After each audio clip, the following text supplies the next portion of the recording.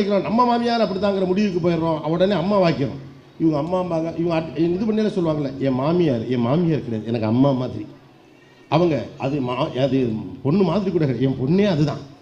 ஏன் அந்த பொண்ணுகிட்ட ஒரு நாள் உங்கள் அம்மா கிட்ட நீங்கள் பேசுகிற மாதிரி ஒரு நாள் பேசுங்க, அப்போ தெரியும் மாமியாரா அம்மாவா. சுகர் இருக்கு, மாத்திரை கொடுக்குறீங்க, ரைட்டா?